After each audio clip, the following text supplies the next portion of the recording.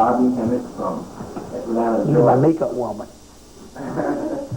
Today, Bobby is going to be talking with us on the history of the Ku Klux Klan. Bobby, welcome to our show. Yes, thank you. Always great to be in the great center of consciousness, New York, where we would say that basically Afrocentric consciousness started, not just in the late 80s, but also going all the way back to the Harlem History Club and all the way back to the 20s, from what I hear, maybe in the early teens. So it's always great to be here. And also with Transatlantic Productions to take my place in the library or the archives of so many thousands of Africans, ancient gods, if you want to put it, that has been recorded throughout the years here at Transatlantic Productions, with the guru of film and audio and all, Minister Clemson Brown, the Minister of Information. I like that name. I think I will adopt that. That's right. Okay, so Bobby, Yeah. what are you going to talk with us today? Well, basically, I'm going to go into the history of the Klan, but in order to put that in context, we have to give you the history of modern-day secret societies altogether. Now, are you saying that the Klan is a secret society? It's a very advanced secret society. That's the reason why we can't draw the parallel, because we always have these rednecks etched in our minds. And as a result, we don't understand that the secret society has its origin in the MOORS system.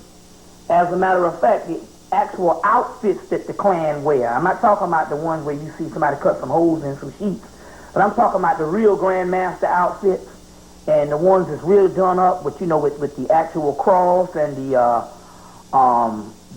robe with the cape and the pine cone hat.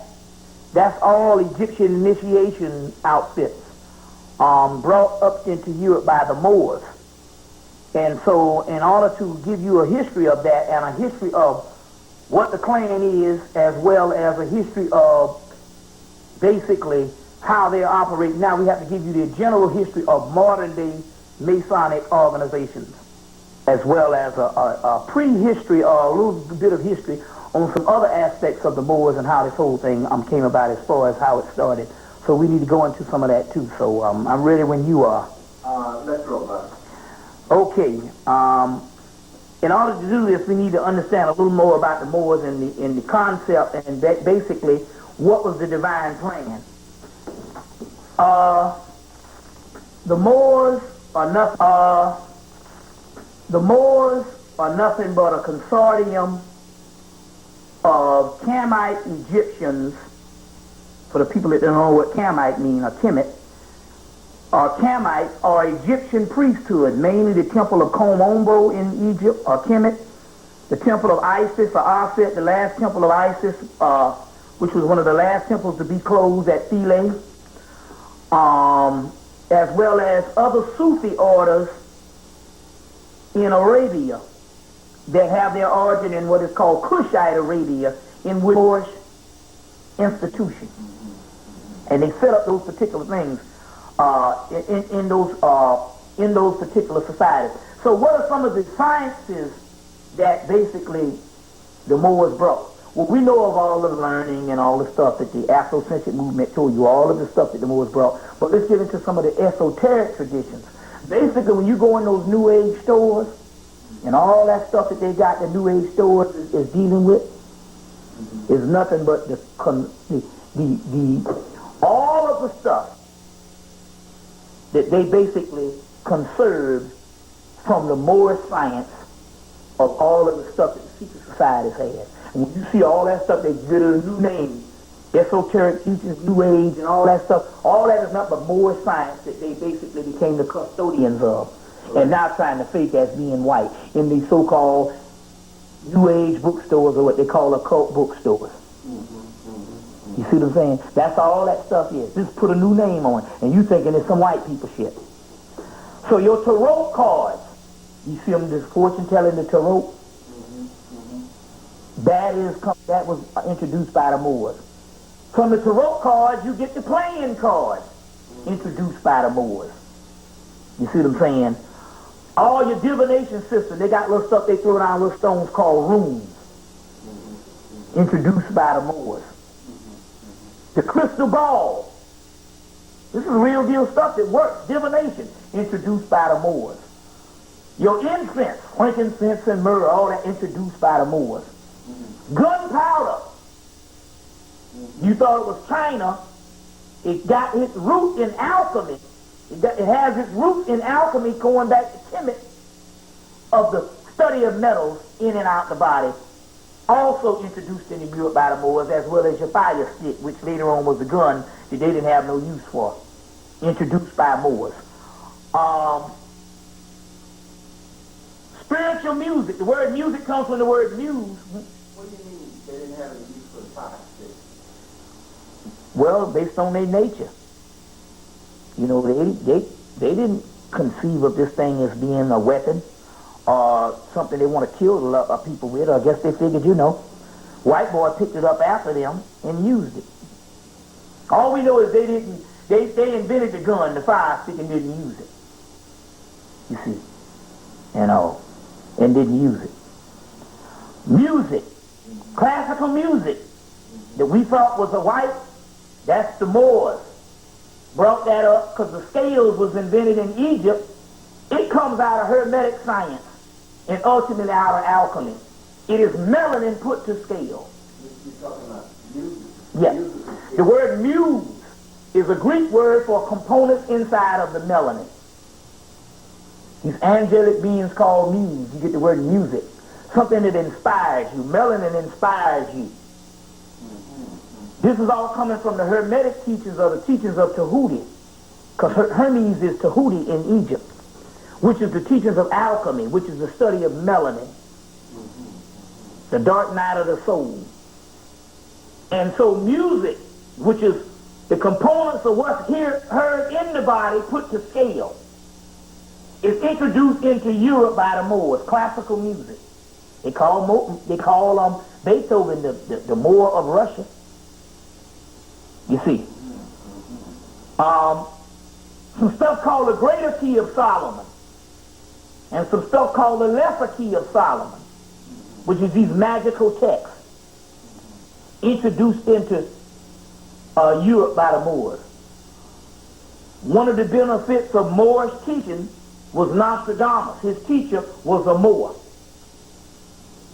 There's a movie came out, Orion Pictures Nostradamus, 1994 is when it came out. And thousands of black people that were still up in Russia up until World War II, where your boy, what's the guy from Russia? Stalin, supposed to kill 100 million Russians. How the hell he gonna kill 100 million people? If that's a number, how you gonna kill millions and millions of people, his own citizens, and they don't turn against him? They was doing ethnic cleansing and was killing leftover black Russians. And they're doing that even now. There's still some doctors. Exactly. What happened was the Khazars, which was a Gnostic Moorish people that settled France,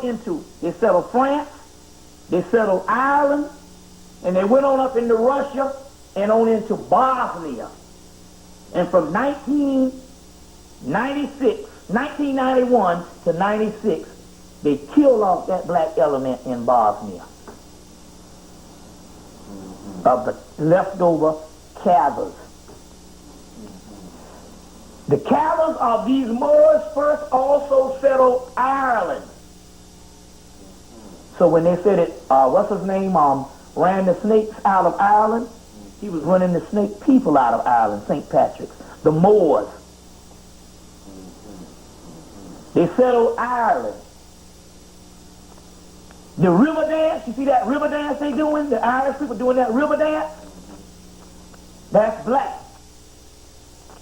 you'll see African tribes will do a dance with their legs are moving and their bodies standing straight, their torso straight. It's the same as the river dance. They found a cross in a Celtic cross. So they talk, see, you hear these white people talking about, see, if you go to the esoteric stores, you hear Celtic, real the Celtic.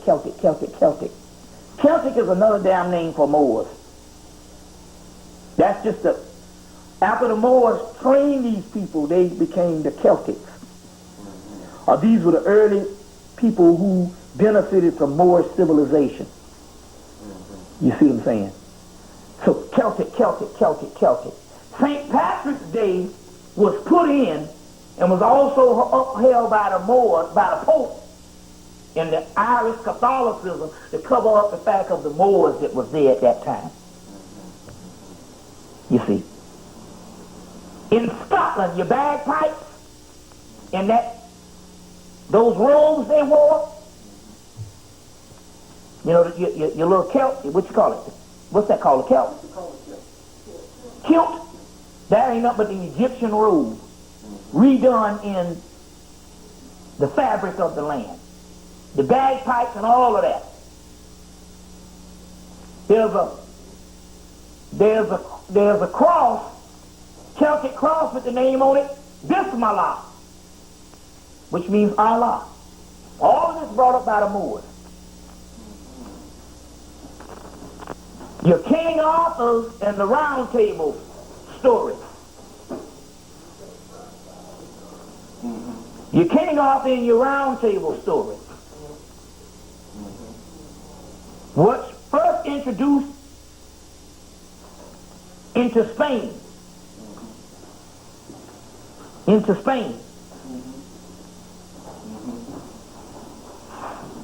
You want to stop and let it set up? Or? Yeah.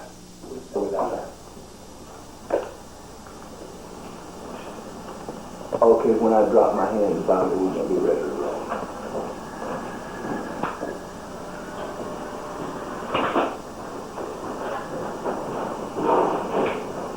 Okay. Also, the Moors also instituted your King Arthur and your Round Tables. This all came out of Ireland.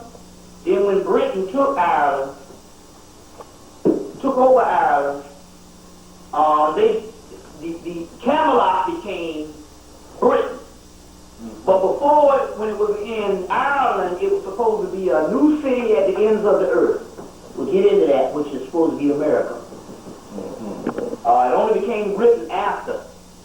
Get your movie Excalibur to try to get Excalibur, 1981, to try to get a synopsis on the King Arthur's court and the Holy Grail thing. Get the movie Excalibur, 1981, to try to learn about what the King Arthur's court is.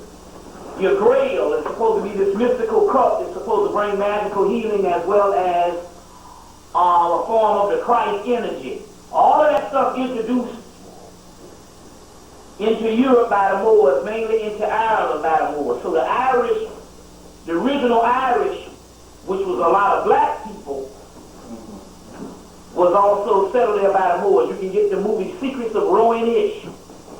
Secrets of Rowan-ish, and when they talk about the Black Seal, that's the Moors. That's the Moors also. They'll talk about a Black Seal. That's also the Moors. Your Hermetic text that I talked about was introduced into the, which is called the Corpus Hermeticus, which is basically the basis of European knowledge, which they sifted the Corpus Hermeticus and give you the byproduct of some other greater mysteries, is introduced by the Moors. Your Nubian magic, you'll see, is supposed to be this magic that was supposed to be hooked up by a guy by the name of John Dees, which is supposed to be Queen Elizabeth, a soothsayer, a magician. And he's supposed to have gotten contacted by these Enochian entities and gave him this system of magic where in actuality he had full run of the British Museum, which became one of the main custodians of all this leftover stuff from the Moors. And by him having full reign, he just went in there and just translated text.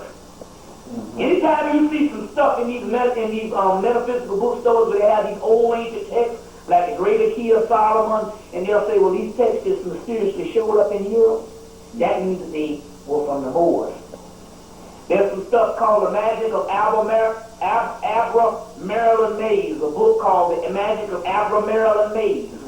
If you ever get into that little book on the magic of Abra Marilyn Mays, you will find all of the stuff that's in that book is Moorish science, numerology, astrology, astronomy, the Kabbalah, your Kabbalistic text, which is Jewish mysticism. The first books of the Kabbalah is the Zohar, Sefer Yetzirah, Sefer Beher. These particular books came out of Moorish Spain. The first book came out of Spain. But how did it get in Spain? They talk about the Spanish Jews. Good book on this Moorish science and stuff, a book called People of the Secret by Ernest Scott. In that book he'll talk about the Sufis. He won't say the Moors, but he'll also say the Sufis in Spain. He's the master of the English language. You will see it up in there. But he also goes in the book and says Sufi, Suf means woolly-haired one.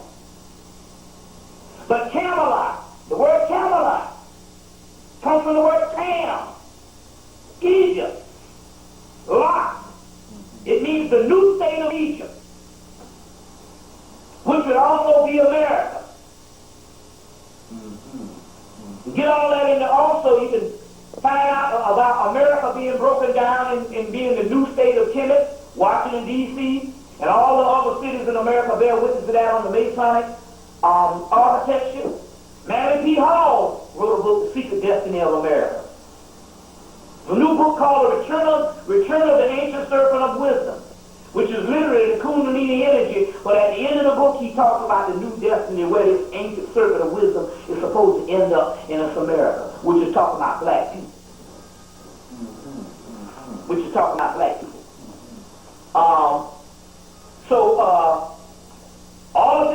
All of these texts, the Book of Enoch, the Ethiopian Book of Enoch, brought to Europe by the Moors, which predates the Old Testament and was not put in the Old Testament because it's coming from Ethiopia. The Slavic Book of Enoch. How did Slavs get a Book of Enoch? Because all that's Moorish science. You see.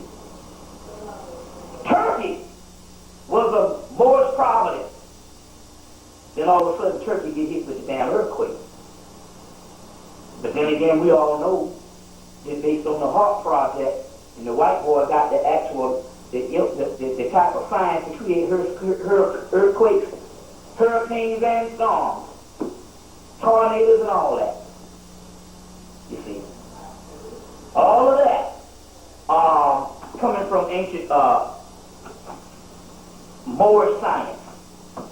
Your Jews, the white Jews, introduced in the Moors or converted into Judaism by the Moors, given the Torah and given the other highest text, which is your Kabbalah. All that's Moorish science. The Kabbalah comes from the temple of Komombo in Egypt, where they got the Pharaoh holding up the same tree of life that the Jews said is supposed to be Jewish mysticism. On the temple wall, they got them holding up that same tree of life. The temple of Komombo in Egypt. Correct. Also, too. The plan of the Moors was to civilize a semi-barbaric people, or make a people that is halfway civilized, so we can be the benefit of this particular information once we come and get set up in America, which is also prophesied in the Greek story, Jason and the Argonauts, which this story, the guy, Apollonius, was the curator or the director of the Library of Alexandria. Then all of a sudden this story, Jason of the Argonaut, when he takes the best of the Africans, put them in a boat to sail to the ends of the earth at a land called Caucasus to get the golden fleece, which is a lamb's wool, in Christ with the lamb's wool, a woolen fleece. It's called the woolen fleece or the golden fleece, and when you translate all that, it means melanin. And it also means the Christ. So shall the sun, as the sun rises in the east, so shall the Son of Man rise in the west, which is the Christ. The Son of Man is the Son in man. The hidden Son, or the black Son, which is the manifestation or the crystallization of melanin in a people in the west. The Hermetic text, which is the prophetic text, that is assigned to Asclepius. And Asclepius, as you know, is the god Tahuti. No, excuse me. Asclepius is the god and the physician Imhotep. And Imhotep, as you know, is Asclepius, who the Greeks pray to at the Hippocratic oath as Asclepius. In the Hermetic text, they got a whole sermon, the perfect sermon of Asclepius. And in there is the prophecy of how we were going to go into slavery. How Egypt, which is the temple of all the gods, will become one big graveyard. And how the pious man, which is righteous man, would be looked on as impious. And how the impious man, which is the wicked man, will be considered pious, righteous. And how the weak man will be considered strong, and the strong man will be considered weak. And how everybody would look up to the wicked man will be considered noble. And how the righteous and pious man will be treated like a common criminal. And all these people in this following land will look like Egyptians. They will have the mind of another race. Now that's all in prophecy. That's all in the prophecy. Imhotep starts crying. He said, will we ever get up out of this? And Tahuti, who is the person that Imhotep is divining to, giving him this spiritual knowledge, say, yeah, Maya will be established. He said, where? He said, there will be a land that's not established yet, that all nations will speed towards in all types of transportation to get there. And in that land, there will be an extremity or an appendage or an annex of Egyptians that will be in that land. And they will establish Maya. Now, Bobby, just for clarification, the text that this prophecy in again. Yes. I give you three versions of it. Okay. One, same perfect sermon of Asclepius in Walter Scott's book, Hermetica. Okay. The other book, which might be hard to get, but it's by Shambhala Press, but you still probably can get it 1992, it came out again from the 1930s. The other one, new book, is by Copenhagen, another Hermetica, which has the perfect sermon of Asclepius in it, which you can get. The other book is 3 volumes, Thrice Great Hermes, 1907 by G.R.S. Mead, which has the perfect sermon in it. Another book, which might be out of print, no, you can get it from Kessinger's Press now.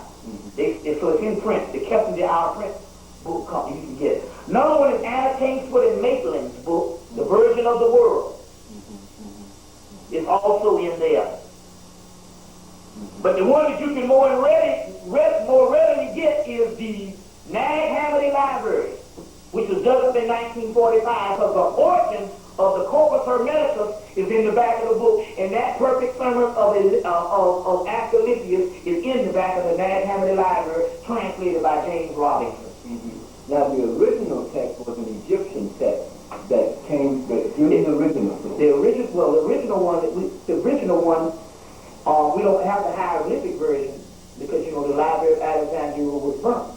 Okay. But we do have the translated version in the Greek and Latin that was translated out of the Library of Alexandria, and that's the text I'm telling you about. Mm-hmm. The Hermetic text. All right. So there's more than enough stuff. The ones that you can get right offhand, you might have to order the Copenhagen's book, which is the Hermetic text, which is probably the latest retranslation of the modern stuff. But also you can get the HEMMITT library, which is all these original sayings of Jesus, or the Christ, let's put it that way, that's in. But a part of that HEMMITT library is that same Hermetic text. It's in there. He said, Maya will be established. But if you go back and I told you there was a guy by the name of Theodore P. Ford, wrote a book called God Wills the Negro. And he explained how when the Arabs, the last invasion of Egypt, of KEMMITT, when the Arabs invaded, a lot of your Egyptians went to West Africa. And when they went to West Africa, when the slave trade started years later, the first people that the African kings gave up were the Egyptians, who were homeless. Living in West Africa, their empire was destroyed or taken over by the Arabs. So two versions of this. Number one, they gave them up because if you are an African king, you got to look out for your own people. So therefore, you give up the scrubs, the homeless, because you are obligated to look out for your own people. The other version is that these people came and they were very advanced in their culture, their dress, very sophisticated, and at this particular time, some of the Africans had deteriorated and they were jealous of the Egyptians. So when the slave trade came, they went looking for the Egyptians and gave them up to the doggone slave traders. This book was put out in 1939, God Wills the Negro, and by it being accurate, well, how do you tell things are accurate? You can tell by the actions of the government. The United States government came in after 2 years and confiscated all the books and got rid of it. Can anybody get a copy anywhere? Fortunately, a few people in Chicago ended up with a few copies of the book. And as a result, this spring I received a copy of the book, and the photocopy, was in perfect preserved condition, just like the original book, and that's spiritual. So I have a copy of it. Now, since Brother Azariah has means of getting stuff printed, I'll just send him up a copy. Okay. And he can get a copy of the actual book. Wonderful. But anyway, it proves that the original people who came to the West as slaves were these Egyptians. Because you know, part of the Negroes that the white boy got to counter the Afrocentric movement was saying, why do you all call yourselves Egyptians? You all were West Africans. But now this is the proof that part of a great deal of the people that the Africans was giving up, they gave up the Canaanites. Which also proves why there's a stela of Akhenaten found in Oklahoma in the 1930s. No, excuse me, found in the 1800s. Before they even knew. Whenever they found this stela, they didn't even know Akhenaten existed. But they found it in Oklahoma. That's documented in Ice, the Ultimate Disaster by Richard Noon in his book. Oh, Yes.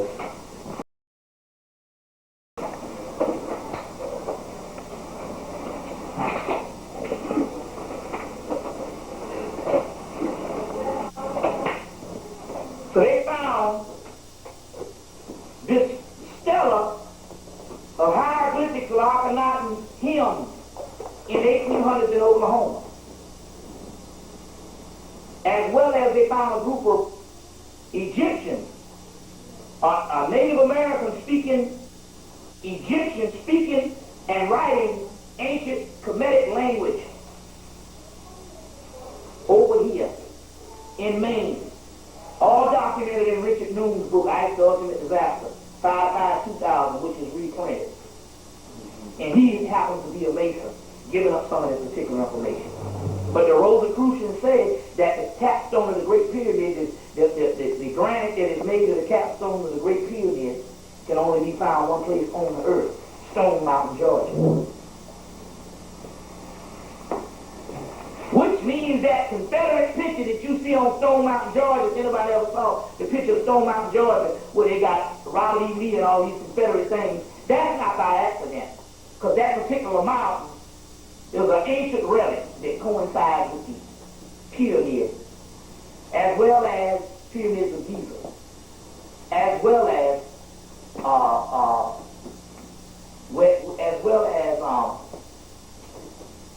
your Rosicrucians also said that the Rosicrucians also say that the white man was an experiment that went bad by the black man. The Rosicrucians say that. The Rosicrucians, because a lot of your Yahoo theory documents of the creation of the white man was taken up into Europe by the Moors. And the Rosicrucians are the ones that became the custodians of those particular documents. Rudolf Steiner, who was Adolf Hitler's teacher, who was later on run out of Germany by Adolf Hitler, and years later all of his manuscripts and stuff that he had made, the Germans burned it down, and he later on died with a broken heart because of this stuff. And they later on had to go and get all of his particular information, and they got it by a series of lectures that he put on, and they got all these particular books. But there's about 20-something books. The one book that you can't find, you got to get from Health Research, is the one on Atlantis and Lemuria, where he talks about this God took a germ and created a new race of people. Just like Elijah Muhammad said in his theology of time, that they took a germ and created a new race of people. Elijah Muhammad said in the message to the black man that the moon was separated from the earth. And so Rudolf Steiner in his book Atlantis and Lemuria. Rudolf Steiner's book, Atlantis and Lemuria, talking about the creation of the white boy, he was contemporary with H.G. Wells. So H.G. Wells wrote the novel part of this story, and that's where you get your Island of Dr. Moreau from, which is now represented in a movie in 1996, starring the master of their actors, Marlon Brando, playing Yahoo. You see. But also Yahoo Kerr was also a Hyksos god. Translated in Donald B. Redford's book, Egypt, Canaan, and Israel, and also in a book called Bright. The guy's last name is Bright, The History of Israel. The history of Israel. So the Rosicrucians is the ones that became a custodian of a lot of the Moorish documents also. Also too.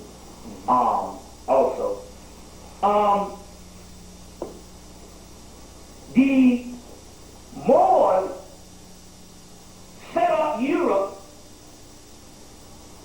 as a result to fulfill prophecy of this vision of a new land called America, which we would come and become slaves, which is a part of the alchemical process.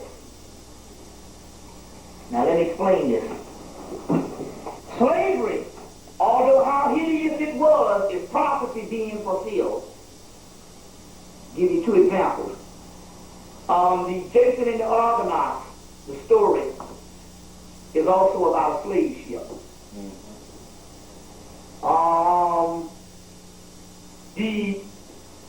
The text coming out of Samaria called Inanna's Descent. Inanna is nothing but the goddess Isis or Isis.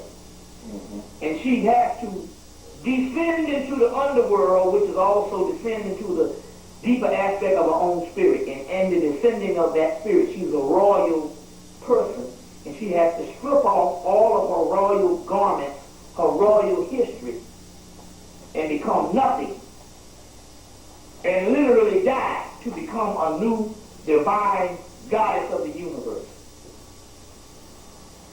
So in so many words, in the process of alchemy, and alchemy is the royal art of HEMMITT. So when you go see the movie Excalibur, Merlin, the word Merlin is Moorland, which is the Moor. Merlin is talking to one of King Arthur's sisters. She said, I can see just like you, I'm a seer. He said, do you know the royal art? The royal art is alchemy. And alchemy is the study of melanin. A part of the royal art is putrefaction, illumination through putrefaction. Putrefaction means to rot, to die, to disintegrate, to degrade, degenerate, and from the degeneration, the putrid species becomes new life. The phoenix rises from the ashes. So a process of slavery is a process of alchemy. After all, alchemy is taking an original substance and making something new out of it. And that's what happened to the slaves. We were originally Africans, and we were made into a new people. And as a result, like it or not, we are the ones who brought forth the ancient knowledge on the planet in the modern time. Not the Africans, although we have a few African contributors. It's mainly an American phenomenon. The Afrocentric movement. You see what I'm saying? The Afrocentric movement. In the movie Highlander,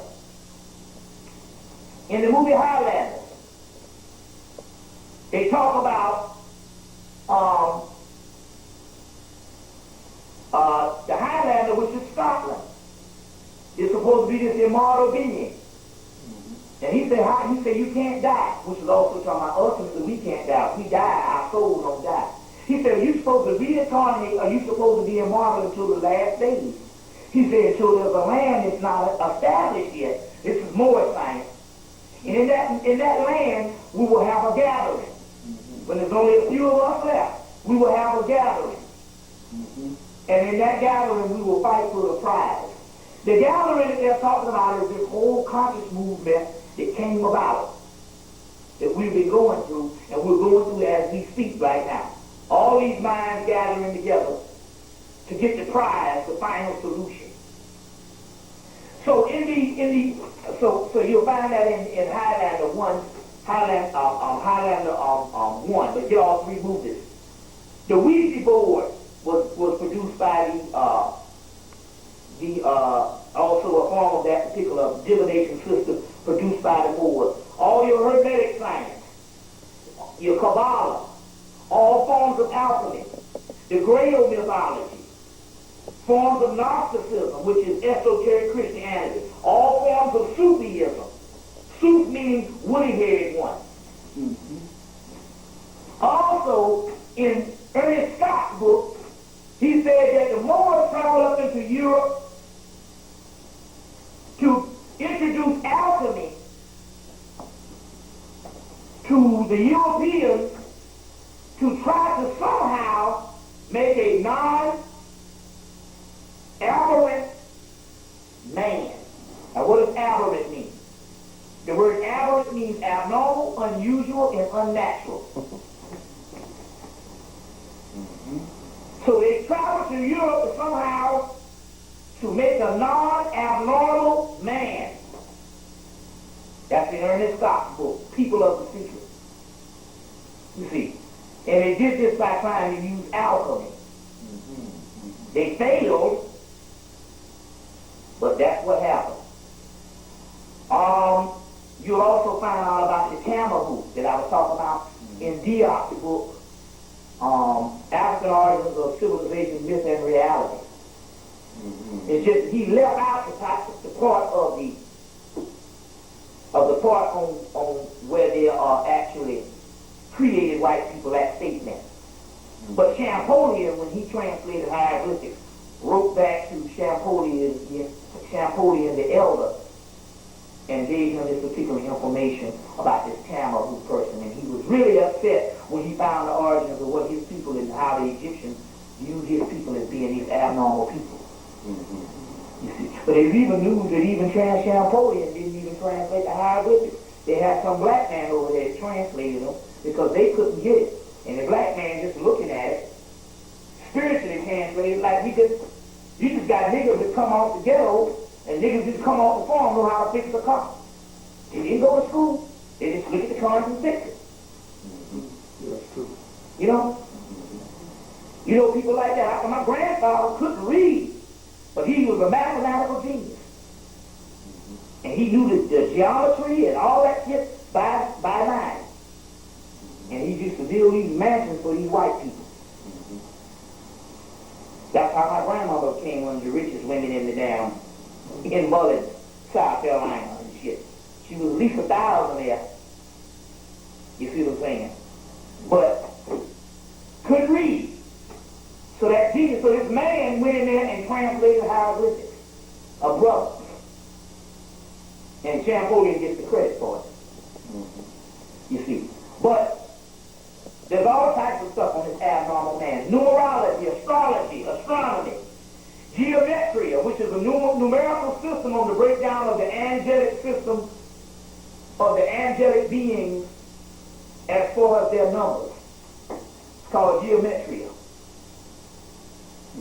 The whole system broken down on angels, but that system put together, when you put it all together, it's broken down in the angelic being is comprised inside of the melanin.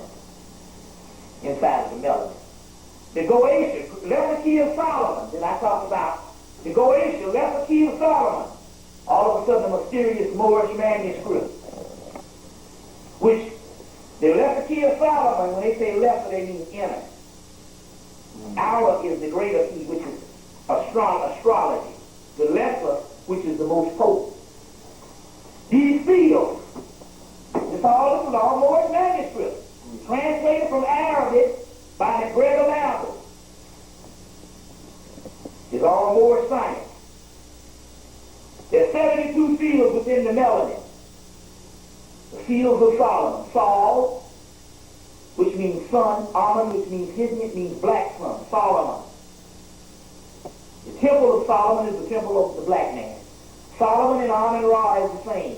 Amun-Ra and Osiris, all that's the same thing, talking about the soul of black people. That's just the Hebrew version of it.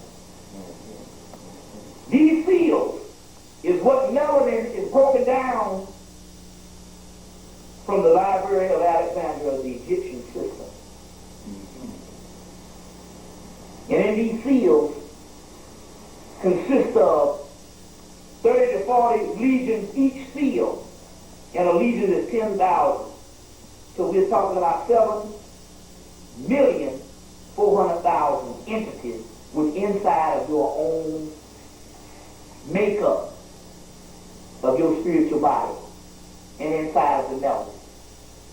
All this is Moorish manuscript. Comes out of Moors. But even in this book, they say, well, where does this stuff come from? They say it originates out of the third eye, these seals, called Sirius. Sit, which means black, Sit, Soot, Akash, which means black. Akashic records. You hear the word Akashic records? That's melanin. That's melanin. Anytime you hear the book in the Bible where they say these records will be opened up, and they will have people's names will be in these seals and these records, and the ones whose name is not written in them books will be cast in a fiery furnace. In order for you to have your name written in the damn record, your ass got to have the records. And the records is nothing but melanin. So if you don't have the fucking melanin, you're cast in a fiery furnace. The fiery furnace or the fires of hell is the kundalini energy, which is the serpent energy that runs up your spinal cord. And if you don't have these records, which means if you don't have the pineal gland, your ass will burn up. Our God is an all-consuming fire. That fire is the kundalini fire. And that fire will burn your ass up if you don't have the pineal gland in which the fire can synthesize the melanin with. All this is coming from the MOORS. These Goetia systems. All this is coming from the MOORS. Still available. Not just this hardcover, but the paperback is still available by McGregor Mathers. All of that stuff is coming from the MOORS. Still dealing with the Klan now. So I was breaking this shit down. Camelot in the MOORS dream is also America. This is the new lot of Egypt. And has the Egyptians in it. Can't be Europe, can't be Britain.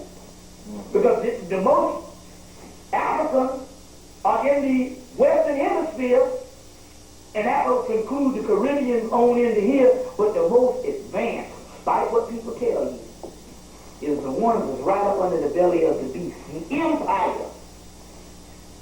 That's us.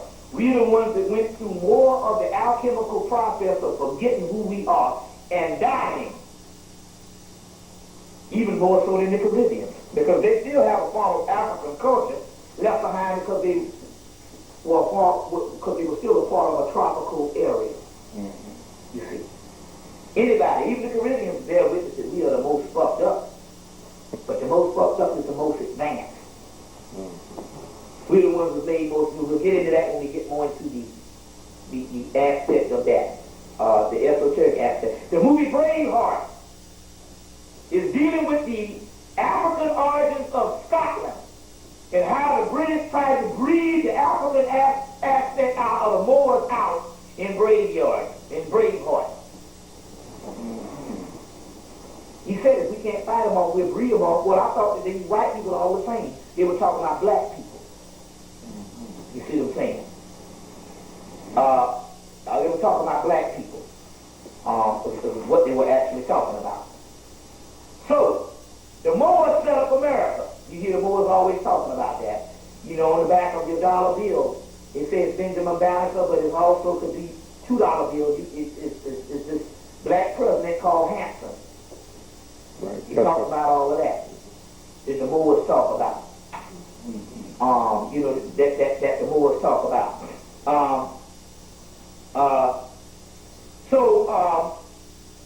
All of this stuff, even though it was so degraded or it was so horrible as far as the process of slavery, but then again, on the other hand, it's prophesied in the Bible, because up until World War II, the only people who fulfilled the prophecies of Solomon or the book of Psalms of these people suffering was black people in America and the Caribbean and the great diaspora, until a joint project with Hitler and the Jews, because Hitler was Jewish, and the head state of the Jews who would try to front their way into history.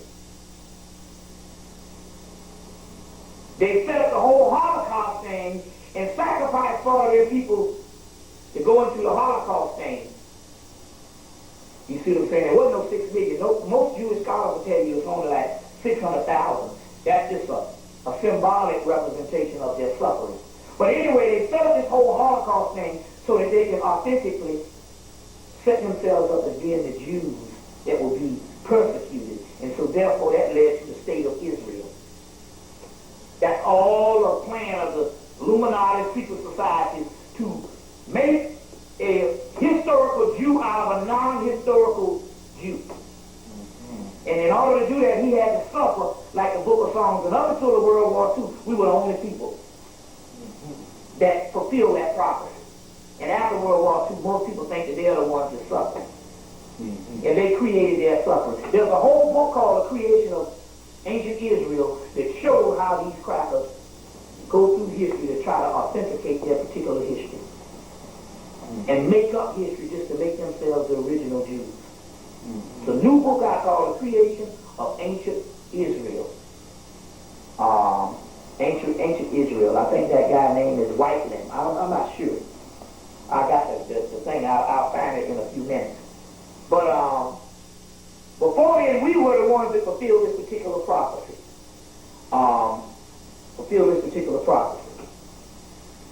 Now,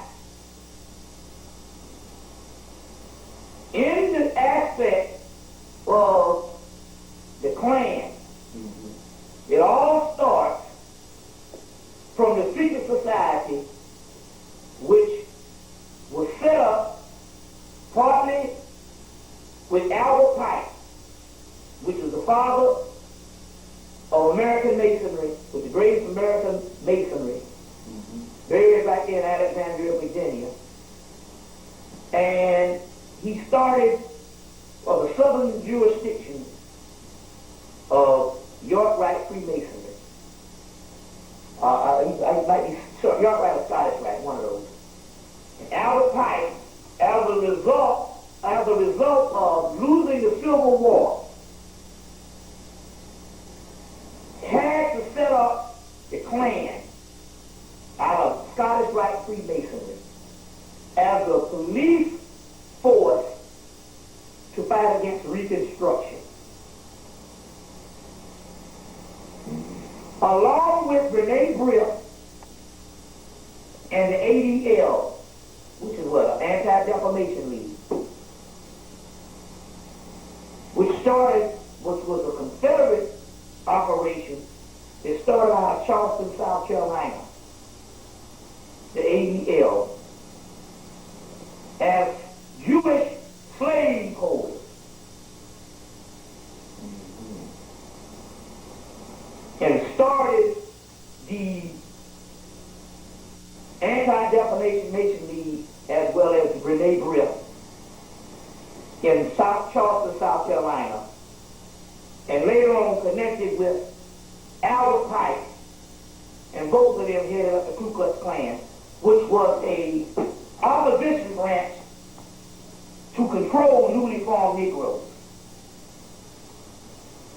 coming out of slavery as a law enforcement branch, which is the origin of your police, part of the same Klan organization. To get this, that particular part on the ADL is a book called The ADL, The Ugly Truth, which was sent to me graciously by Brother Azariah. You still have some of these? A lot of them, yeah. Yeah. So you can get this book, ADL, The Ugly Truth, which is put out by the Jews, right? Good. Which is put out by the Jews. Which is put out by the Jews. You see what I'm saying? They deal with that particular Jewish part. And after they lost the Civil War, the Jews said, well, we must find a new way of slavery, and they went into the drug trade and opium, and later on into crack and cocaine and all the stuff we have now. But all of this is a connection, which also was the people behind the assassination of Martin Luther King. I mean, not Martin Luther King, but the assassination of Abraham Lincoln.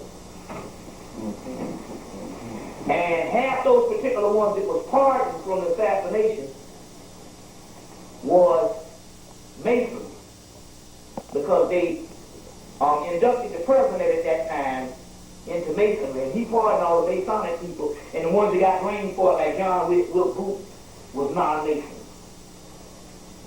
But it was a big conspiracy. Now, one question.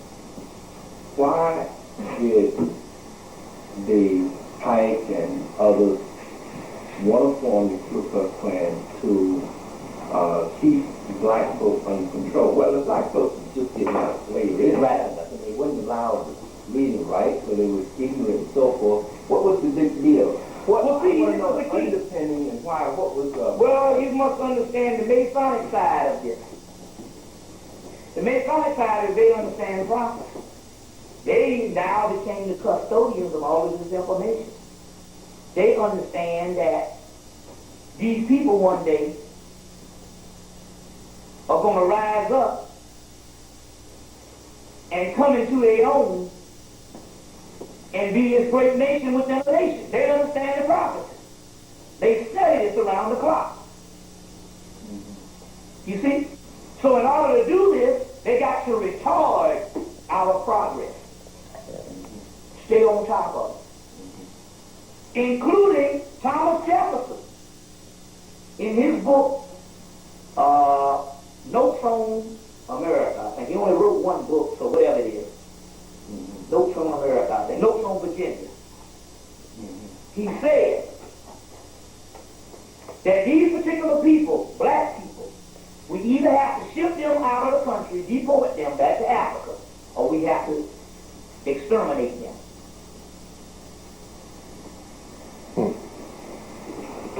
People see in this book, the Nephilim, they say that most of the history is recorded by individuals. So most people think that he said that. The people who would read this, they didn't understand that he was speaking on behalf of his Masonic lodge, and this is policy of the lodge that he is saying. So when he said that black people would either have to be shipped back to Africa or exterminated, he was talking on the behest of the lodge that he was a part of. Now that same southern jurisdiction, Freemasonry, in 1993, one 33rd degree Mason admits to Bill Cooper, who wrote a lot of books on the Masonic Illuminati conspiracy, that it was always the contention of the Masonic society who basically run the country to always put black in slavery after a short period of time. So the same thing when Thomas Jefferson says we would have to either ship them back to Africa or exterminate them is a part of the Masonic tradition.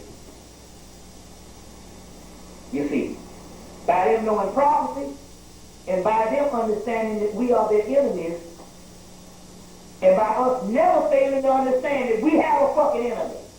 And whenever he's nice to us and we get along, it's still a master-slave relationship. So of course white people treat us all right now, overtly, because they own every damn thing. Shit, if you own the world, you can afford to give up some damn slack. So ain't no shit about us equal. It's a master-slave relationship. We ain't got a pot to piss in, a bed to shove it under, or a window to throw it out of. You know what I'm saying? Sick and tired of being sick and tired, and yet we equal. So of course they can say we all everybody and we all one damn people. Fuck you on the whole damn planet. It's always a master-slave relationship whenever they say we are at peace. See? Let's flip the damn script, and you will have that same old cracker, which he still is now. He just updated his racism because he's more in charge now. You see? And he could not be a technical slave master with the old outmoded way, which we'll get into in a few minutes. Now, what happened was this. In Reconstruction, first of all, the Klan is an advanced secret society that has its roots all the way back to the Moorish thing. The setup, the actual outfits, you'll see the same outfit in a picture in the Richard Noon's book, Ultimate Disaster. You will see a ceremony going on in the pyramids, and they got on the same white outfits and cone-shaped heads, which is also these pyramids. The Pope has a form of that hat, which is also the Osirian thing, all of that. The Pope has on the same white robe and outfit. You see? So this is some real deal stuff. You'll find that becomes Egyptian in origin. Just like the word Aryan. The original Aryans were black people. See that Aryan nation? The original Aryans were a Hindu crew of people which were black people. And the Indo-Europeans came in and later on started calling themselves Aryans. But the original Aryans was an Indian people, black people. Dravidians. Yeah, the Europeans killed them all. Right. Took their name. You see. Bobby, you was talking about the pyramids and that Yes. symbols that they were. But do you know anything about the Europeans gathering, the Illuminati, doing a ceremony, a ritual around the pyramids? And Yes. the They're supposed to do all of that now, but it's just a ceremony. I mean, they don't have the power to change nothing no more than just basically trying to keep this imperialism going. But as far as any type of spiritual stuff, it's not going to do anything. We are in control now, we just don't know it. Now, we'll get into that also, too. All right. You see, that's just another one of their rituals that they are constantly engaged in. You see what I'm saying, also, too. So now, this Klan organization is a very advanced organization. That's the problem we got now. Because we think of the Klan, we think of a bunch of rednecks riding around on horses. So when we say that the whole country is run by the same elite group of people, you can't conceive of it. And let me show you how that came about. This very advanced spin-off of Scottish Rite Freemasonry, headed by Albert Pike. At a certain time, during the time of Reconstruction, to counter Reconstruction and black people getting a little bit of stuff, and you know, all the stuff they had to make an open door policy to get more of the riffraff in, or the grassroots rednecks in, because they would be the ones that would ultimately police Negroes. So this advanced secret society, elite secret society,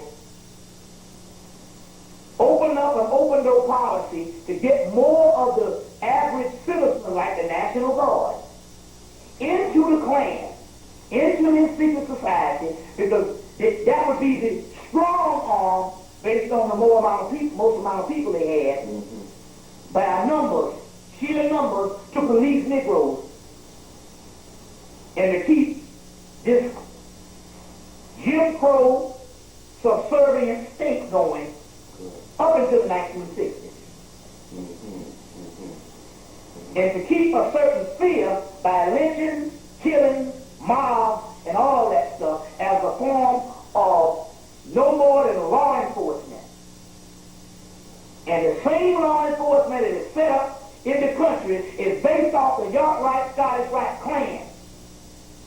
Including when they looked up after the 1940s and noticed that they had an enormous migration of black people out in LA, Los Angeles, and didn't know how to train them.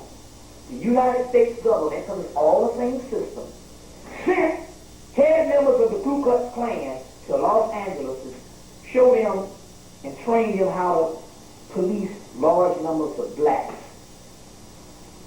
The LAPD, how to police large numbers of blacks, because this is what the northern part from fucking Florida to New York was taught under the same system on how to keep black people down.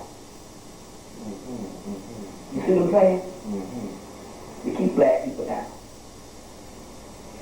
Meanwhile, after they established an institution of neo-slavery,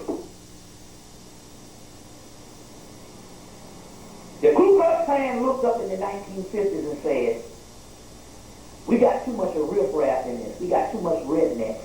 And the integrity of the organization is being destroyed. So the head members of the Klan, or the secret societies, used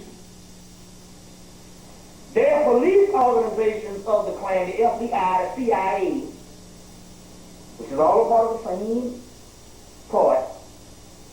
They used them to come in and clean off the lower echelons of the same Klan.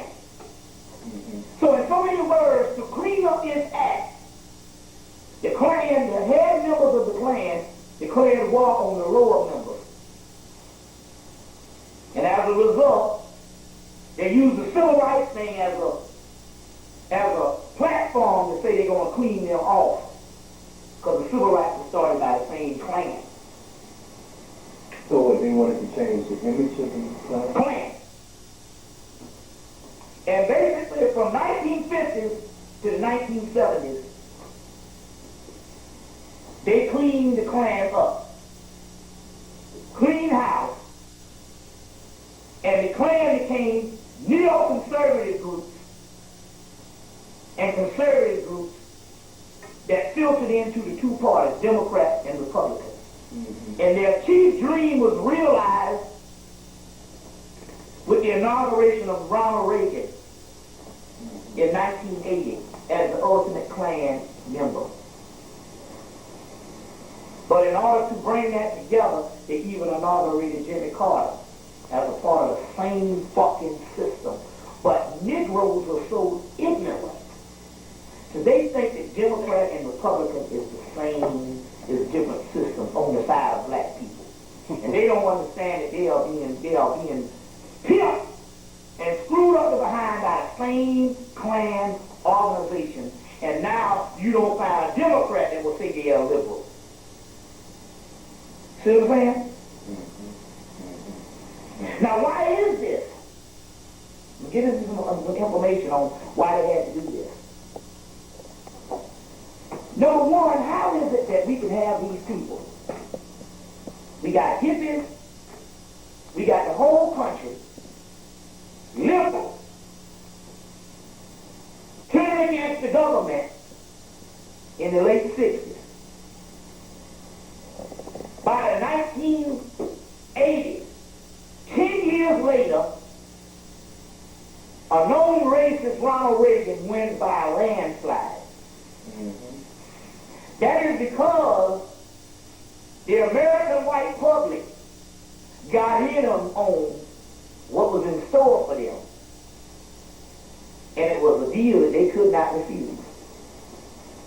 And the deal was, if you bite the bullet in the 1980s,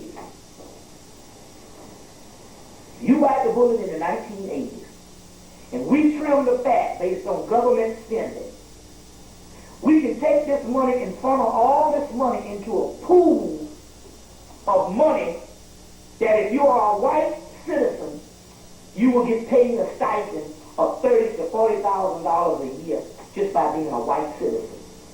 And black people won't even know about it because it will be added into your bank account. Now, after the result, when they had all these homeless white people, then all of a sudden they just disappeared and they were still homeless. They trimmed the fat. They had to get the system right. Now white people secretively get $20,000, $30,000, $40,000, $50,000, $50,000 in their bank account just by being American citizens. And you don't know what's going on because it's added in their money. So you wouldn't know. They don't get a check. It's already in the bank account. Number one, they got to pay taxes. Number two, you say, how could this be done? Well, motherfucker, you paying for the shit. Black people pay taxes. We pay taxes now for them being citizens. So that's another form of neo-slavery. Plus, all of your banks, you get all these banks, these big old skyscrapers downtown making this money. You think, well, where all that money going? They get a tax break, and they funnel money into this pool also. But Bobby, how could it possibly be because some white folks would talk, people would know about, some black folks would know about this and it would be kind of public knowledge. I mean, how is it, you have to see this big. You got to realize one thing. Hell, there's things now that we didn't know about with white people for hundreds of years, and we just not finding out about them. Number one, if they tell, they get cut off. How the hell I'm going to be a Samaritan and tell somebody about some stuff and I'll end up getting cut off $40,000? Money talks and bullshit walks. Number two, they can end up being killed by saying this particular information. And number three, number one, you cannot be married to a black person. Number two, we're not talking about every little redneck crap that you're talking about here. There's structures. There's elite structures. okay. They don't see, you don't realize about them, when they are classes, they don't don't give a damn about some old redneck cracker that can't trace his history back to the mainland. Europe. They call them the damn laggards. Degenerates. The vermin. You see? So, not all them crackers get it, but the great majority of white people that you see that's functioning out here on a level and you can't understand how you can't get on top of bills keep coming knocking you in the ass every damn week is because they get a stipend. And they did it all because they cleaned the house. So then all of a sudden, all these affirmative action programs and these entitlement programs had to be cut down because that means they can't pay you and they're getting the money. Plus, you gotta realize this. We always say, see, this is the thing about our education. Our education always tells us, and it's a safe thing with white people, the more educated we are, the more it tells us that they can't do that.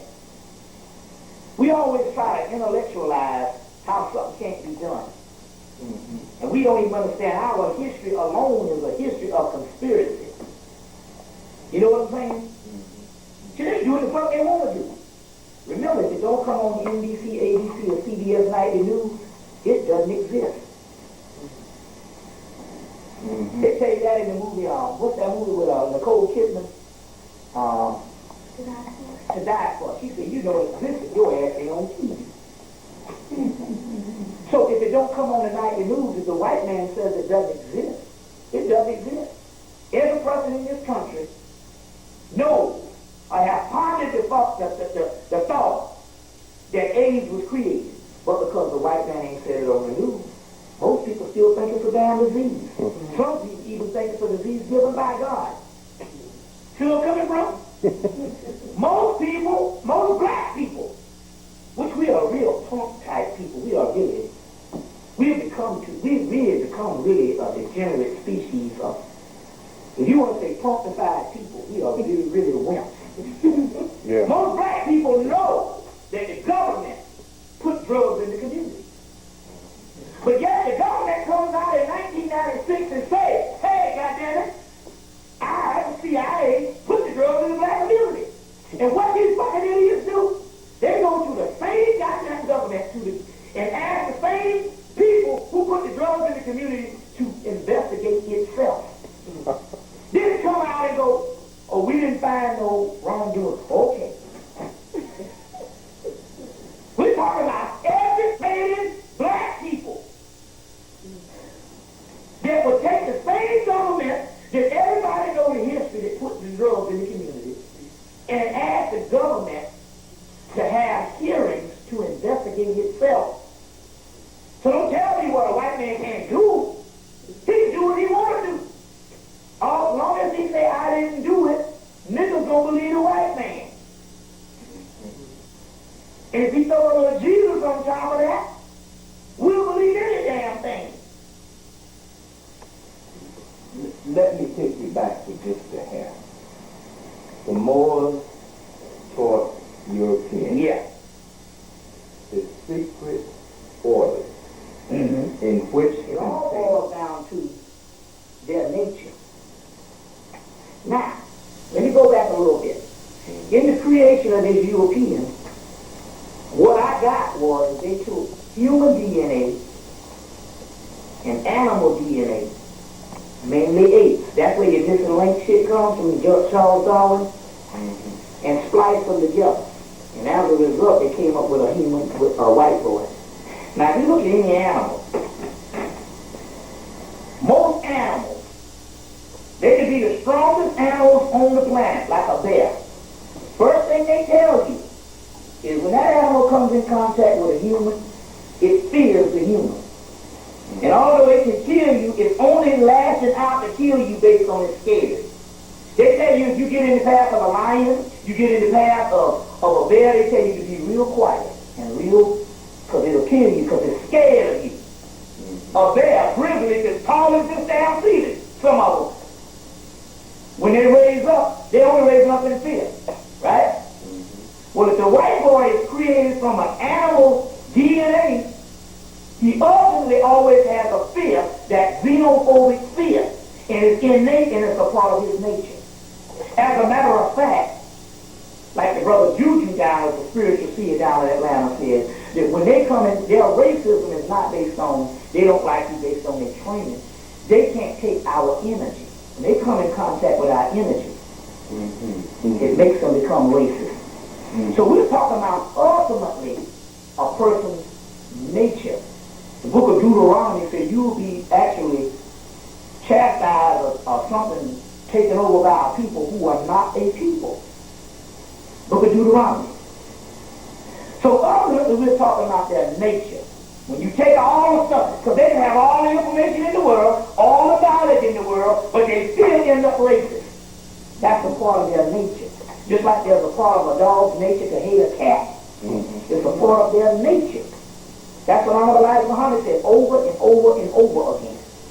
You say, well, I know some white people married to black people and all this kind of thing, white people that like black people. You don't understand. An individual can go against his own nature. It can be trained to go against his nature. Didn't they show you on the Beverly Hills Village that Ellie Mae had a goddamn cat that could swim? And a dog that can climb a tree? Right? That means that it's going against his nature. They train animals all day to bite balls and stuff, ride bicycles, monkeys riding bicycles and shit. That means it's trained against its nature. You can train, ain't niggas trained against our nature? We didn't come over here like this. Well, if you can, anybody can jump their nature. That's the difference. But their nature is racist, not towards black people, but towards all species on the earth, including themselves. When France and England had a damn war for 100 years, that means that peace time is abnormal and war is the norm. And they are still having wars now. It's just going to another advanced form. Corporate wars. Everything is a system of competition. It's in the movie, what you call it? The movie Tombstone. When it came out in 93 with Kurt Russell and Val Kilmer. And the guy Kurt Russell said, what makes a person like, whatever the guy named, so evil?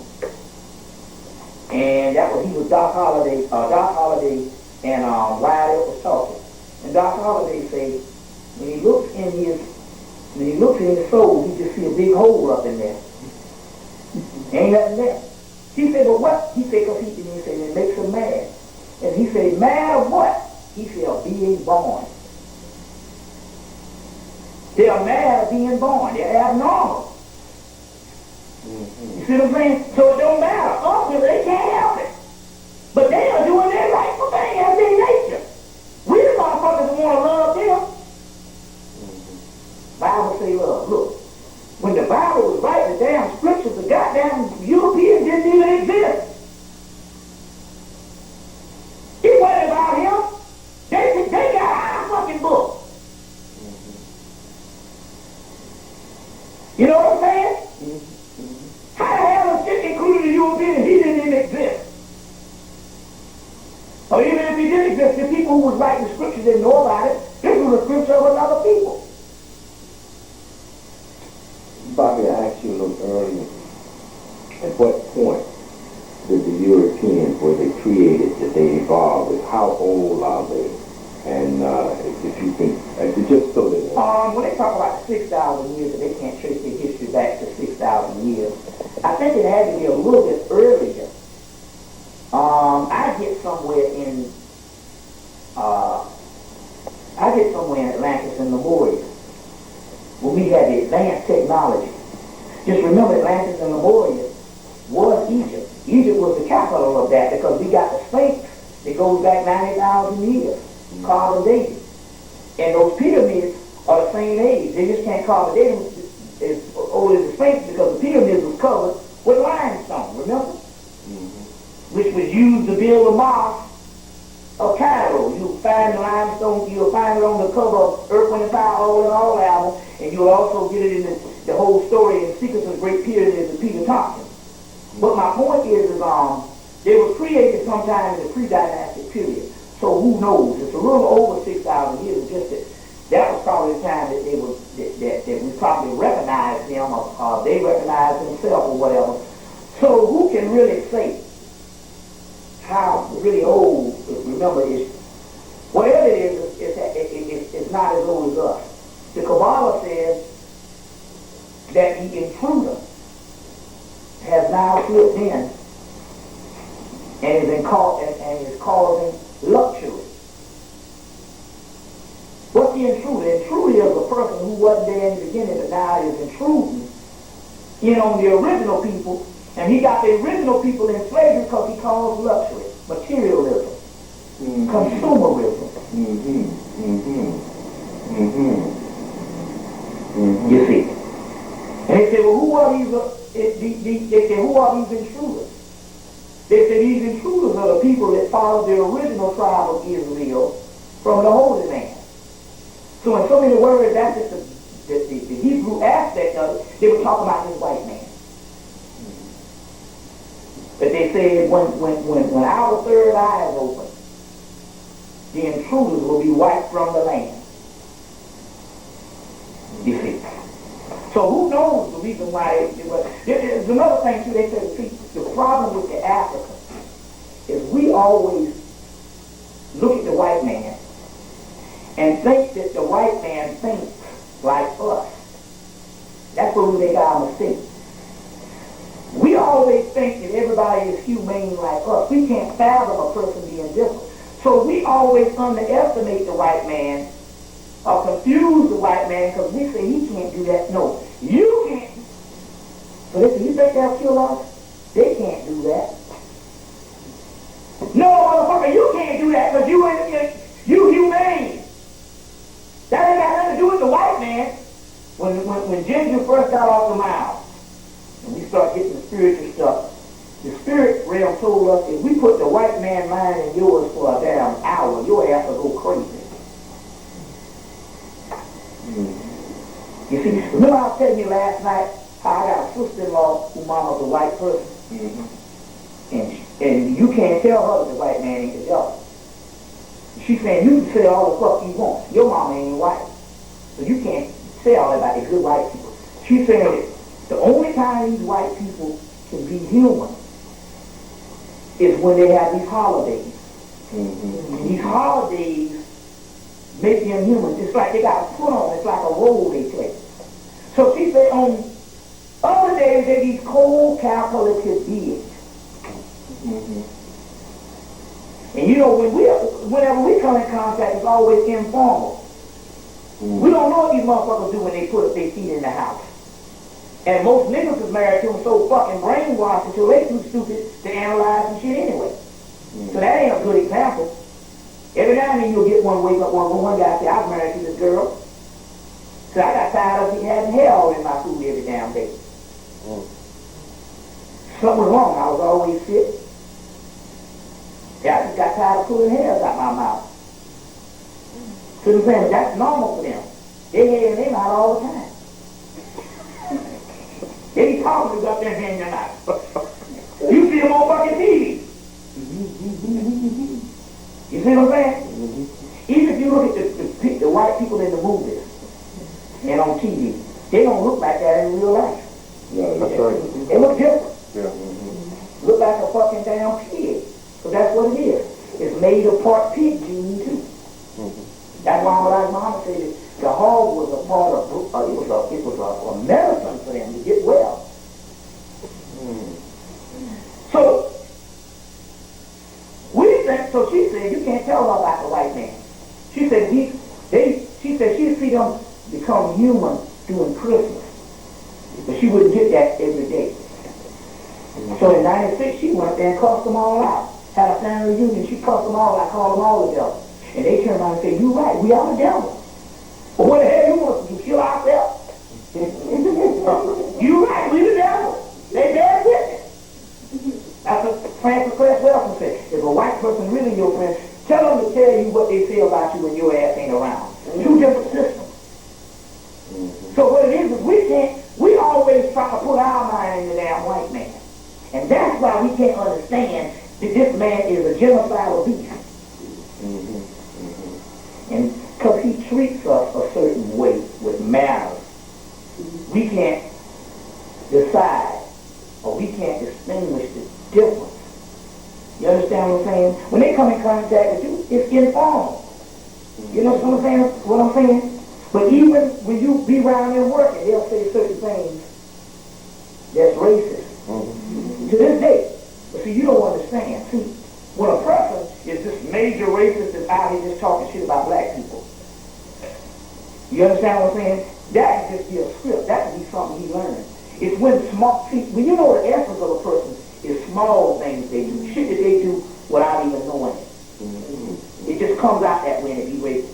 You get a lot of that now. You don't get the blatant racism now. What you get is little small shit that they're not even aware of. That means that's more of their nature.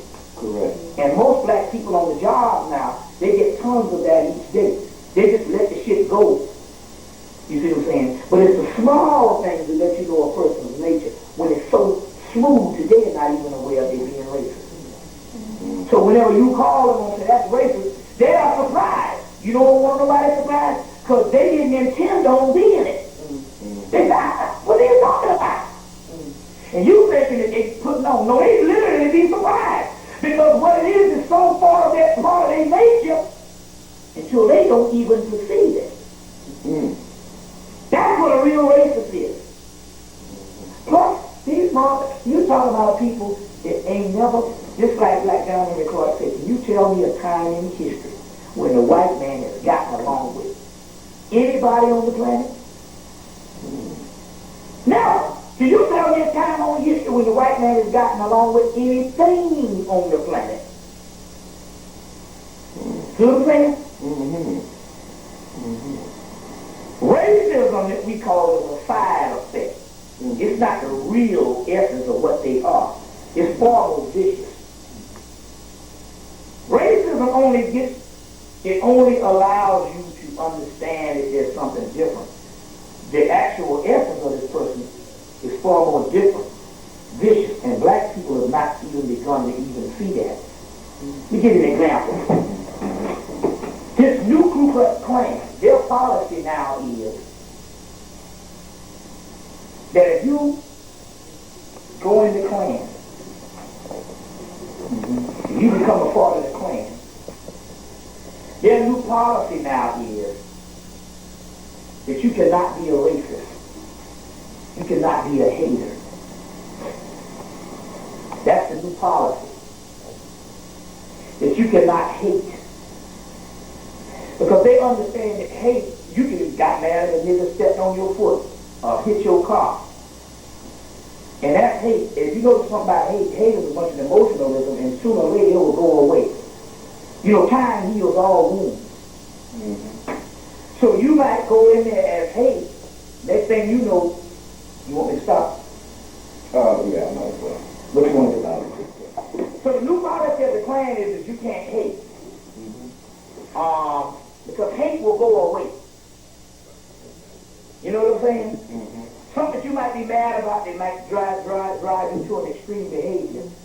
You might look down 10 years from now and say, I can't even realize why I even, what was that all about? You know what I'm saying? They even got people that's racist now, and they say, well, what were you thinking? They go, I don't know. So what this Klan saying now, the kind of members that they want. Now this is going on, this is not some shit I made up. This was a brother, just a fireman down in Florida that's talking to an ex-Klan member. And the ex-Klan member got out of it because he said, I got in before they had this policy. And I used to hate black people based on being taught something or something happened. He said, so after a while, after time, the hate dried up. The hate dried up. So he ended up getting out. And the reason why they don't want you is because they say that, you know, the time might dry up. You know, the time might go and it might heal all wounds. And you might defect from the Klan, and next thing you know, you go into TV or you go into some other place telling some black people some shit. On some talk show or something. You see? So to get out of their plan, to make sure their plan is safe, they said, we want people to understand that we are fighting against white genetic annihilation and the well-being or offspring of white people. Now, as a result, after they cleaned up the Klan, the groups that wouldn't conform are those redneck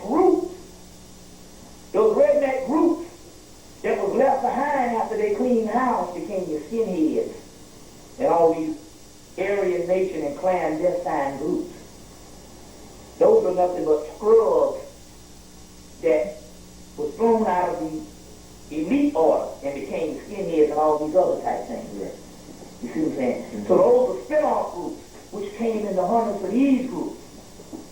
But the point I'm trying to make here is the original Klan is an elite advanced group that handles all your finances and everything that you about in this society is done by the same secret society. Let me give you another example. The same guy that told him about you can't hate and all in the new Klan told this brother, and I often wonder this, how neighborhoods can be all white and 2 or 3 blacks move in and these whites can move out where the whole neighborhood don't take 10, 15, 20 years to become black. They can move out overnight. Right. He said there's a policy, because they're part of a secret society. So if you're a brotherhood, you look out for each other. Correct. There's a policy that whenever blacks move into a certain neighborhood, and they know that neighborhood is going to be black, and some black people, some whites, some broke protocol, and them sold the niggers. What they do is the bank will call all of the people in that neighborhood and offer to buy their house. And that way they can sell the house and be out of there in record time. And meanwhile, the bank sell the shit back to blacks with these little real estate people at a high price. So we talking about an advanced system. You see what I'm coming from? We're talking about a very advanced system. Now let me give you some other information. Your Spin Guard Brothers, which is the NAACP, is a part of this whole Klan organization. Because the Spin Guard Brothers is a Jewish organization, which is also a part of Brene Brown and Anti-Defamation League, started the NAACP. As well as later on started the Civil Rights Movement. Now, why did they start the Civil Rights Movement? There was 2 Civil Rights Movements. One was some black guy in Alabama. See, the key is that they started in Reconstruction, they started the Freedmen's Bureau, which started your black colleges and your black churches. See, the key is, if you're going to have a black civilization, we need to be in it and control it, so we can dictate how far you go with what we give you. Right. So your Freedmen's Bureau started up a lot of this stuff in Reconstruction also. And all of them are together. Now, they start up the black colleges, and one of the main mottos of black colleges is culture for service. White people culture to serve white people. The rest of black history is self-explanatory. Which comes with your Negro Boule, which is your first post-graduate fraternity, later on led to your other fraternities. Now, your other fraternities were supposed to be having the same policy of the Boule.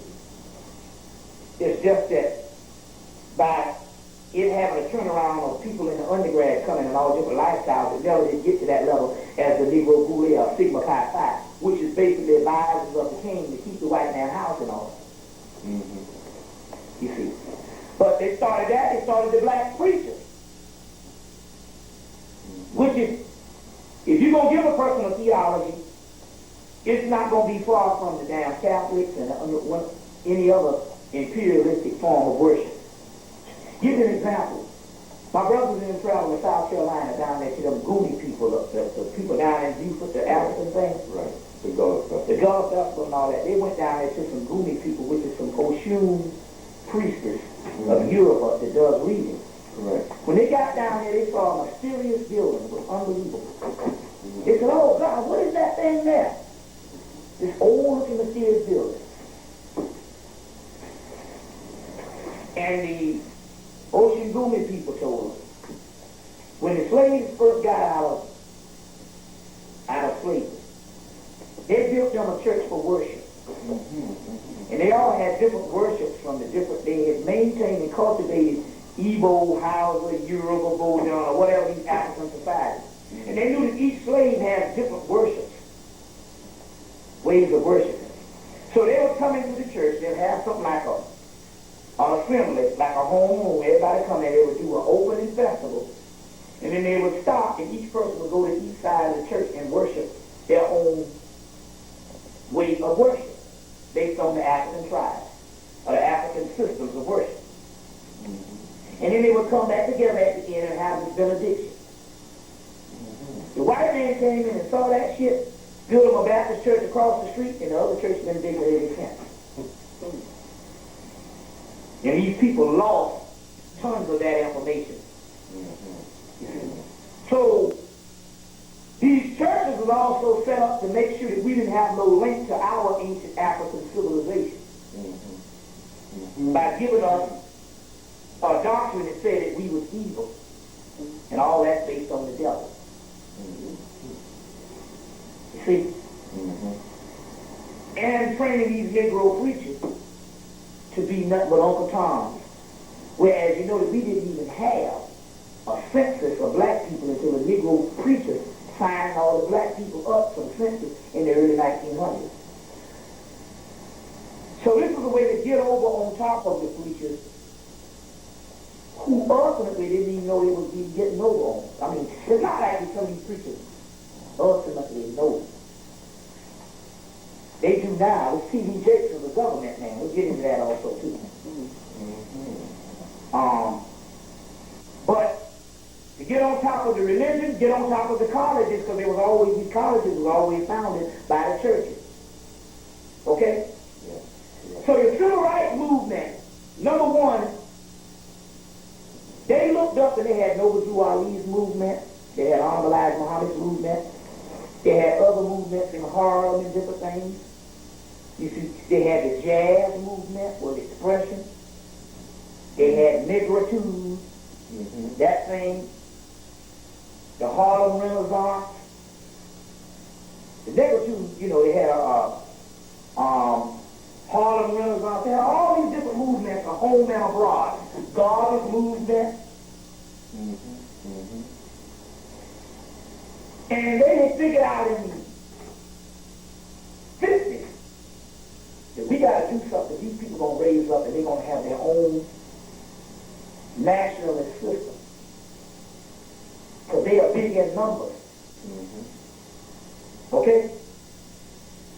They also knew that between 1865 and 1965, we had made a subculture within a culture and a cultural powerhouse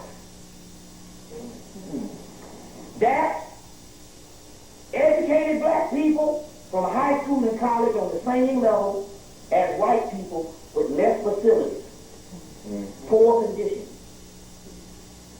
Music, entertainment, education, doctors, lawyers, baseball players, and everything that the greater society had, we had in segregation. Separate but equal work. And produced a black Camelot that was foreseen, by the Moors, had become a reality of a new Egypt in a land far away. And they had already had the history of it. And they would have to break that black Camelot. Because the main culture started borrowing from that subculture. The music, the way white people express themselves, just the basis of cool and rock and roll out of the 50s. It started changing the greater culture. You see? They knew that if we had gone segregated up into the 1980s or 90s, that we would have been an economic powerhouse that could never be broken.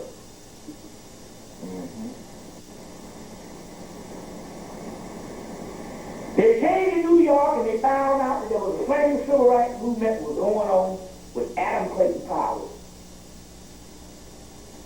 in the Nation of Islam, Malcolm X. And they understood that the original civil rights movement of Adam Clayton Powell would not be controlled by niggas up in Harlem, by letting the white man dictate to them how this shit was supposed to be done. So they had a big ass problem. Meanwhile, since this country here never being apart from Britain, you see, the old lodge, their mothers and fathers came over and told them, look, y'all got a problem over here with these niggas. And it's going to be a big problem. But we got the damn solution. We had a government agent by the name of Gandhi that was in the British intelligence. Because we got out of South Africa, he used to kill South Africans and hated niggas. And used to kill South Africans. And we were able to get out of black India without getting killed with all the Indians over there rising up against us to try to throw off colonialism by taking this counter-revolutionary that was an agent for the British intelligence. And we put together this non-violent protest bullshit and gave it to him. And he carried it out, and we was able to get out of India without getting killed. And also, for some spiritual shit not going down and killing us, Gandhi rebelled against all the spiritual practices of India and closed down certain temples and tombs, temples and stuff, because he was a British agent. They say, so what you need to do is find you a nigga over there, some charismatic young boy, college educated, and give him the nonviolent theory of Gandhi. And somehow we can counter all these other radical organizations of black-based and black-centered organizations. And we can have this southern movement with a docile nigga down there in the south. Up under the banner of the same old Christian movement. You gotta do is add Jesus to it and you got it. And we can bring this nonviolent shit coming. Meanwhile, this will be the catalyst to integrate, because the best way to keep you in a hole is to get down in that hole with you and tear up their institutions by desegregating and tear up their institutions. This is all part of the Klan shit now, all the same system. Meanwhile, we cannot afford to steal secrets from them haphazardly like we have done for the last 100 years, where basically America was built based on the secrets stolen from the black man. What we will do is we will give them corporate jobs, and we're going to advance our slaves into the 20th century. We need a new technical slave. And we will give them corporate jobs. So therefore, we don't have to steal their ideas. They will hand their ideas in on Monday morning, and that's called a work, a project, or your assignment. And we can get shit for them for free just by working for the corporation. So our new technological era that we get ready to go into, we got to have the niggas in on it, because they can perceive things better. Hell, they invented half the shit anyway. So we got to update our slaves. You see? Now remember that I told you that the Scottish Rite Freemasonry said that one day we got to put the slaves back into slavery. Correct. Well, we went back into slavery from 1865 on up into now, when we started getting jobs and started working back on the farm. Before that, we were segregated with our own institutions. Only a few of us worked